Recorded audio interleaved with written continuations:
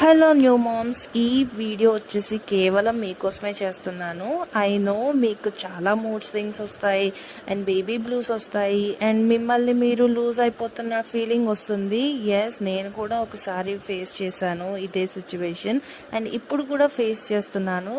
కానీ trust me moms, ఏదో ఒక రోజు అంటే వన్ ఫైన్ డే మీ లైఫ్ మీ చేతిలోకి వస్తుంది. మీ స్కిన్ కేర్ రొటీన్ మళ్ళీ మీరు రీస్టార్ట్ చేసేంత టైం దొరుకుతుంది. వన్ ఫైన్ డే మీరు నైట్ అంతా హ్యాపీగా నిద్రపోయే రోజు వస్తుంది.